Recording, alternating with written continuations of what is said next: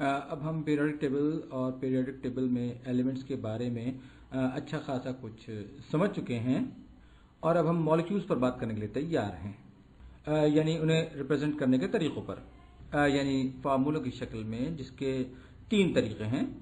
ان میں سے ایک مالیکولر فارمولا ہے، مالیکولر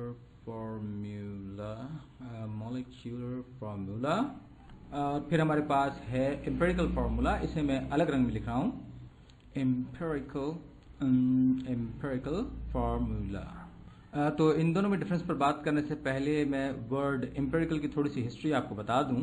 تو جب میں نے کیمسٹری کلاسز نئی لینی شروع کی اور اپنے ٹیچر سے پوچھا کہ امپیریکل کا واقعی میں مطلب کیا ہے، تو انہوں نے مجھے بتایا کہ اس کا مطلب کوئی ایسی چیز ہے جو ایکسپیریمنٹ یا آبزرویشن سے حاصل کی گئی ہو یا ایکسپیرینس پر بیس کرتی ہو۔ تو اگر کوئی کہے کہ اس نے امپیریکلی ایکس وائی زیڈ معلوم کیے ہیں، تو اس کا مطلب یہ ہوگا کہ اس نے ایکس وائی زیڈ کو تھرو ایکسپیریمنٹ یا آبزرویشن معلوم کیا ہے۔ لیکن دوسری طرف molecular formula actual number of atoms ہوتے ہیں کسی مالیکیول میں۔ تو امپیریکل فارمولا ہمیں بتاتا ہے کہ ہم نے کیا آبزرو کیا۔ تو اگرچہ ہم کسی ایٹم میں، کسی مالیکیول میں ڈفرنٹ ایٹمز کے بارے میں نہ جانتے ہوں، لیکن پھر بھی امپیریکل فارمولا کے ذریعے ہم یہ بتا سکتے ہیں کہ ان ایلیمنٹس کا ایک دوسرے کے ساتھ ریشو کیا ہے۔ مثلا میرے پاس کچھ بنزین ہے، یہ بنزین، تو بنزین کا مالیکولر فارمولا ہے C6H6، یعنی کاربن کے 6 اور ہائیڈروجن کے بھی 6 ایٹم۔ تو اگر آپ 19ویں صدی کے کوئی کیمسٹ ہوتے تو اور آپ کو بنزین کے ایکچوئل ایٹمز کے بارے میں کوئی زیادہ آئیڈیا نہیں ہوتا، تو آپ بنزین میں کاربن اور ہائیڈروجن ایٹمز کا آپس کا ریشو معلوم کرنے کی کوشش کرتے، تو آپ کو یہ پتہ چلتا کہ ہر ایک کاربن ایٹم کے لیے بنزین میں ایک ہائیڈروجن ایٹم ہے۔ تو آپ کا امپیریکل فارمولا ان دونوں کا ریشو ہوتا۔ آپ کو یہ نہیں پتا کہ ہر مالیکیول میں 6 ایٹمز ہیں، لیکن آپ کو صرف ریشو پتا ہے 1:1 کا۔ تو آپ مالیکولر فارمولا سے امپیریکل فارمولا پہ بڑی آسانی سے جا سکتے ہیں۔ بس آپ کو گریٹسٹ کامن ڈیوائزر معلوم کرنا ہے اس مالیکیول کے ایٹموں کا۔ تو یہاں 6 اور 6 مطلب 6 ہوا، اور یوں آپ کا امپیریکل فارمولا CH ہوا۔ لیکن امپیریکل فارمولا سے مالیکولر فارمولا پہ جانا بہت مشکل ہے۔ جیسے یہ CH دیکھ کر میں بالکل نہیں بتا سکتا کہ یہ C1H1 ہے، C2H2 ہے، C4H4 ہے وغیرہ۔ اور اب میں کیمیکل فارمولے کا تیسرے طریقے پر بات کروں گا، اور یہ ہے اسٹرکچرل فارمولا۔ جیسے یہاں بنزین کا اسٹرکچرل فارمولا کیا ہوگا دیکھتے ہیں۔ تو اسٹرکچرل فارمولا ہمیں بتاتا ہے کہ کسی مالیکیول میں ایٹم کس طرح سے ایک دوسرے کے ساتھ اسٹرکچرڈ ہیں۔ تو بنزین کو عام طور پر کچھ اس طرح سے بنایا جاتا ہے، اس طرح سے۔ آرگینک کیمسٹری میں ایسے اسٹرکچرز آپ کو بار بار بنانی اور دیکھنی پڑیں گی۔ یہ ایک ہیکساگون ہے جس کے ورٹیسز کاربن ایٹمز ہیں۔ یہ آئے carbon atoms, carbon carbon carbon carbon carbon, یہ جناب 6 کاربن، اور ایک کو چھوڑ کر ایک کاربن ایٹم کے بیچ میں ڈبل بانڈ بھی آ رہا ہے، اور پھر ہائیڈروجن کے ساتھ ان کے سنگل بانڈز ہیں، یہ میں بنا رہا ہوں۔ یہ ان کڑیوں کے ساتھ آ کر ہائیڈروجن ایٹم جڑے گا۔ تو یہ آیا ہائیڈروجن، پھر ہائیڈروجن، یہ تیسرا ہائیڈروجن، چوتھا، پانچواں، اور یہ چھٹا۔ اور ظاہر ہوا کہ مالیکولر اسٹرکچرل فارمولا ہمیں کسی مالیکیول کے بارے میں سب سے زیادہ انفارمیشن دیتا ہے۔ اس میں آپ کو ہر ایٹم کی پوزیشن پتہ چل رہی ہے، جبکہ یہاں آپ کو صرف یہ پتہ چل رہا ہے کہ کتنے ایٹم ہیں ہر مالیکیول میں، جبکہ امپیریکل فارمولا میں صرف آپ کو ریشیوز مل رہے ہیں۔ یہ اسٹرکچرل فارمولا۔ اب ہم کچھ اور ایگزامپلس دیکھتے ہیں۔ جیسے کہ اب ہم پانی یعنی واٹر کی بات کر رہے ہیں۔ میرا خیال ہے پانی کا مالیکولر فارمولا آپ کو بھی یاد ہوگا، جو H2O ہے۔ تو اس کا امپیریکل فارمولا کیا ہوگا؟ یہاں چونکہ ہم ریشو معلوم کرنا چاہتے ہیں، تو آنسر ہوگا ہر آکسیجن کے لیے 2 ہائیڈروجن یا ہر ہائیڈروجن کے لیے آدھا آکسیجن۔ تو اس فارمولے کو آپ فردر ریڈیوس نہیں کر سکتے۔ تو یہ ایک آکسیجن ہے، تو ان دونوں کا گریٹسٹ کامن ڈیوائزر کون سا ہوگا؟ تو یہ 1 ہی ہوگا۔ تو اس کیس میں امپیریکل فارمولا اور مالیکولر فارمولا بالکل سیم ہوں گے۔ اور اب سلفر کے بارے میں کیا خیال ہے؟ سلفر مالیکیول بھی بہت دلچسپ مالیکیول ہے، کیونکہ بہرحال یہ ایک ہی ایٹم کے، ایک ہی ایلیمنٹ کے ڈفرنٹ ایٹمز سے مل کر بنتا ہے۔ اوہ سوری، شاید میں نے غلط لکھ دیا، سوری، یہ پی ایچ نہیں بلکہ ایف ہے۔ میرا خیال ہے مجھے اسپیلنگس پر بھی کوئی ویڈیو کرنی چاہیے. خیر یہ پی ایچ نہیں ہے بلکہ ایف ہے. یہ لکھا جائے گا سلفر.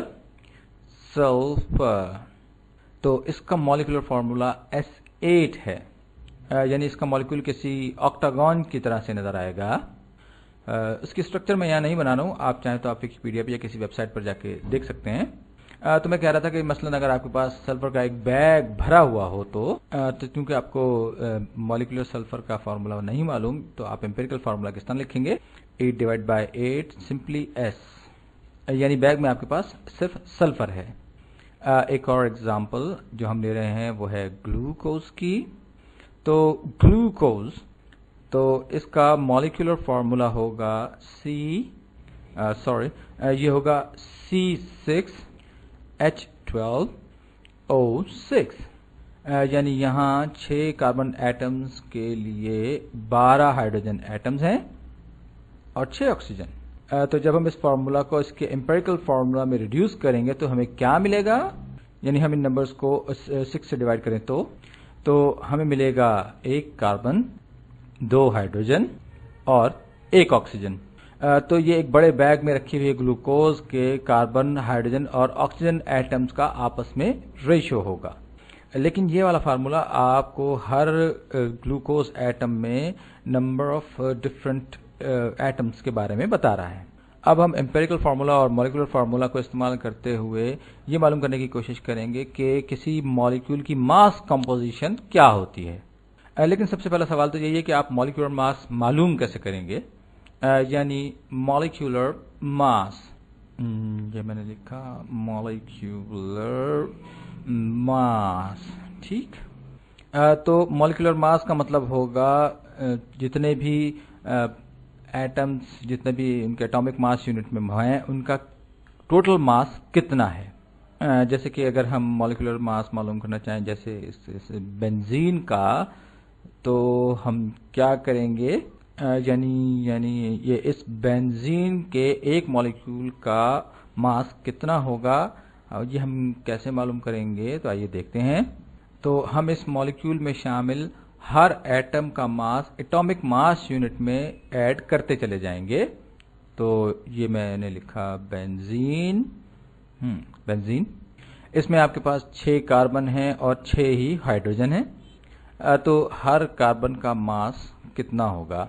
یہ پیریوڈک ٹیبل, اسے میں نے لاس ایلموس نیشنل لیبارٹری کی ویب سائٹ سے ڈاؤن لوڈ کیا ہے. یہ بڑی خوبصورت ہے, زبردست ہے. تو کاربن کا ایٹامک ماس کتنا ہوگا؟ پچھلی پیریوڈک ٹیبل جو میں نے ویکیپیڈیا سے لی تھی اس میں صرف ایٹامک نمبرز تھے, لیکن اس میں ایٹامک ماس بھی دکھائے گئے ہیں اور اس وقت ہم انہی سے ڈیل کر رہے ہیں. تو اب ہم ایٹامک ماس دیکھنا شروع کریں گے. یاد کیجئے جب ہم ایٹامک ماس یونٹ میں ایٹامک ماس کی بات کرتے ہیں تو وہ number of protons plus number of neutrons کے برابر ہوتی ہے. یعنی یہاں کاربن میں 6 پروٹون 6 نیوٹرون 12, اور ڈیسیمل کا مطلب بھی آپ کو یاد آ گیا ہوگا کہ یہ پورا اوور آل ایوریج ہے ڈفرنٹ آئسوٹوپس کا. تو زمین میں بہت کم کاربن 14 ہوتا ہے, زیادہ تر C12 بھی ہوتا ہے, اور ان دونوں کا پروپورشنل ایوریج ہے 12.01 بنتا ہے. تو یہاں بھی ہم کاربن 12 کی بات کریں گے. تو کاربن یعنی یہ کاربن, تو کاربن کا ماس ہوا 12 ایٹامک ماس یونٹس. اور یہ میں بتا چکا ہوں کہ ایٹامک ماس یونٹ بھی ماس ہی کا ایک یونٹ ہے, لیکن یہ بہت بہت بہت چھوٹا ماس یونٹ ہے, جو ایک گرام یا کلو گرام کا بہت بہت بہت چھوٹا حصہ ہے. اس پر شاید میں اگلی ویڈیو میں بات کروں. تو کاربن 12 ایٹامک ماس یونٹ کے برابر ہے. اور اب ہائیڈروجن کے بارے میں کیا خیال ہے؟ تو اسے ہم پیریوڈک ٹیبل میں دیکھتے ہیں. تو یہ ہائیڈروجن جی رہا ڈارک بلو میں. تو ہائیڈروجن کا ایٹامک نمبر 1 ہے, جبکہ اس کا ایٹامک ماس 1.0008 ہے. یعنی زمین پر پائی جانے والی زیادہ تر ہائیڈروجن کا ایٹامک ماس جو ہے وہ 1 ہے. یعنی اسینشیلی اس میں کوئی نیوٹرون نہیں ہوتا. تو آکسیجن اس لحاظ سے بھی انٹرسٹنگ ہے کیونکہ اس کا نیوکلیس موسٹ سمپل نیوکلیس ہے, یعنی صرف ایک پروٹون والا. یعنی اگر آپ ہائیڈروجن کو آئونائز کر دیں, یعنی اس کا ایک الیکٹران باہر نکال دیں, تو آپ کے پاس کیا بچے گا؟ وہ صرف ایک پروٹون ہوگا, ایک اکیلا پروٹون. یعنی ایک پروٹون کچھ نہیں ہوتا, صرف ہائیڈروجن ایک ایٹم اس کا نیوکلیس ہوتا ہے. یعنی ہائیڈروجن اتنا سمپل ہے. تو ہائیڈروجن کا ایٹامک ماس 1 ہوگا, ظاہر ہے کہ اگر اس میں کوئی نیوٹرون ہوتا تو یہ زیادہ ہوتا، خیر یہ صورتحال دوسری ہے. تو یہاں ہائیڈروجن کا ایٹامک ماس آئے گا 1 ایٹامک ماس یونٹ. تو بینزین کے ایک مالیکیول کا مالیکولر ماس کتنا ہوگا؟ تو یہ ہوگا 6 ٹائمز کاربن ماس، یعنی 6 × 12 plus 6 Times mass of hydrogen. تو 6 ٹائمز 12 یہ ہوگا 72 پلس 6 ٹائمز 1 یعنی 6، تو یہ ہوگا 78.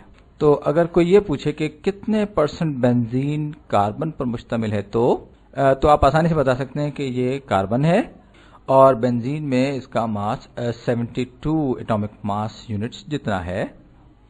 تو یہ ہوگا کاربن. تو بنزین میں کاربن کی پرسنٹیج ہوگی 72 ڈیوائڈیڈ بائی 78 انٹو 100. تو یہ ہوگا 72/78. سوری، اسے میں کیلکولیٹر کھول کے صحیح سے معلوم کرتا ہوں. مجھے کیلکولیٹر پہلے ہی کھول لینا چاہیے. خیر میں تھوڑی دیر میں لانچ کر لیتا ہوں اس کو. یہ میں گیا، میرے سامنے یہ آ گیا کیلکولیٹر. اب میں جاتا ہوں. تو 72 ڈیوائڈیڈ بائی 78 کتنا آئے گا؟ تو یہ پرسنٹیج میں ہوگا 92.3%. تو بنزین 92.3% کاربن ہے، یعنی بائی ماس، اور ظاہر ہے کہ باقی کا 7.7% جو ہے وہ ہائیڈروجن ہوگی. چلیے یہ ایگزامپل تو پوری. اب ہم کچھ اور ایگزامپلس کو دیکھتے ہیں.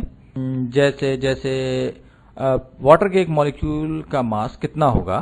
زمین پر ویسے ہی بہت زیادہ پانی ہے، تو ہم یہ معلوم کرنا چاہتے ہیں کہ واٹر کا مالیکولر ماس کتنا ہے. تو ہائیڈروجن ہوا 1 ایٹامک ماس یونٹ، اور آکسیجن کتنا ہوگا؟ یہ ایگزیکٹ 16 ہے. یعنی موسٹ آف دا ٹائم آپ کے پاس آکسیجن ایٹم میں 8 پروٹون اور 8 نیوٹرون آپ کو ملیں گے. تو اس کا ایٹامک ماس 16 ہوگا. تو آکسیجن کا ایٹامک ماس ہوگا 16 ایٹامک ماس یونٹس. تو اس پورے مالیکیول میں آپ کے پاس 2 ہائیڈروجن ایٹمز ہیں، یعنی 2 Times the mass of hydrogen plus 1 oxygen, یعنی یہ ہوگا 16. تو پانی کا ایک مالیکیول 18 ایٹامک ماس یونٹس جتنا ہوگا. اور اگر آپ سے کہا جائے کہ بائی ماس پانی میں کتنی % آکسیجن ہے تو وہ 16 میں سے 8 حصے جتنی ہوگی. تو یہ میں نے اپنا کیلکولیٹر پھر باہر نکالا. تو 16 ڈیوائڈیڈ بائی 18، یہ راؤنڈ فگر میں 88.89% ہوگا، یعنی 88.89% آکسیجن. 88.89% آکسیجن. تو پانی کا بہت بڑا حصہ اصل میں آکسیجن ہے.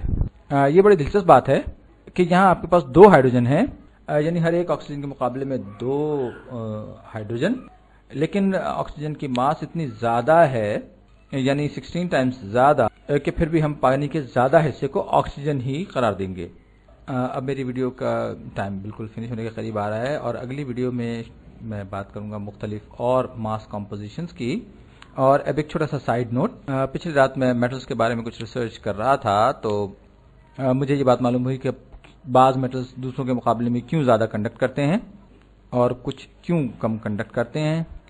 تو ان میٹلز اور ٹرانزیشن میٹلز کے بارے میں مجھے بڑی دلچسپ باتیں معلوم ہوئیں. تو پچھلی کسی ویڈیو میں آپ کو یاد ہوگا کہ میں ریئل میٹلز اور ٹرانزیشن میٹلز کے بارے میں بات کر رہا تھا. تو کیمسٹری کی ایک اور کتاب میں نے پڑھا، تو مجھے یہ پتہ چلا کہ یہ جو میٹلز جنہیں ہم ایکچوئل میٹلز کہتے ہیں اور یہ جنہیں ہم ٹرانزیشن میٹلز کہتے ہیں، بھائی میں تو آئرن، کاپر، گولڈ ان سب کو ہی میٹل سمجھتا ہوں. تو انہیں ٹرانزیشن میٹلز کیوں کہا جائے اور ان لال والوں کو ریگولر میٹلز کیوں کہا جائے؟ تو معلوم ہوا کہ ان میٹلز کا کامن نیم پور میٹلز ہے، کیونکہ کسی حد تک یہ سافٹ ہوتے ہیں اور ان کا میلٹنگ پوائنٹ بھی خاصا کم ہوتا ہے. تو اس بارے میں میرا خیال بھی بالکل صحیح تھا. تو اپنی فزیکل پراپرٹیز کے حساب سے یہ جو ٹرانزیشن میٹلز ہیں یہی اصلی میٹلز بھی ہیں، اور ویسے بھی کیمسٹری میں میٹالک نیچر کی جو ڈیفینیشن ہے اس پر یہ زیادہ پورے اترتے ہیں. یعنی جو بھی جتنا زیادہ الیکٹرانز ڈونیٹ کرنا چاہے گا وہ اتنا ہی زیادہ میٹالک نیچر کا ہوگا، یعنی یہ ادھر لیفٹ ڈاؤن والے اور یہ اوپر والے رائٹ والے یہ بہت کم الیکٹرانز ڈونیٹ کرنا چاہتے ہیں، یعنی ان کی میٹالک نیچر بہت ہی کم ہوتی ہے. اور اس بارے میں بھی ڈیبیٹ ہے کہ یہ جو پور میٹلز ہیں انہیں پور میٹلز کہا ہی کیوں جاتا ہے. کچھ کیمسٹ ان کو پور میٹلز کہنا چاہتے ہیں اور کچھ انہیں صرف میٹلز ہی کہنا چاہتے ہیں. یہ شوشہ میں نے آپ کے صرف دماغ کو جگانے کے لیے چھوڑا ہے. بات صرف اتنی سی کہ میں ان ٹرانزیشن میٹلز کو زیادہ میٹل سمجھتا تھا ان میٹلز کے بارے میں، اور اسی لیے میں نے ساری ریسرچ کی، اس سے کچھ کام بن گیا. تو خیر، اب آپ سے اگلی ویڈیو میں ملاقات ہوگی.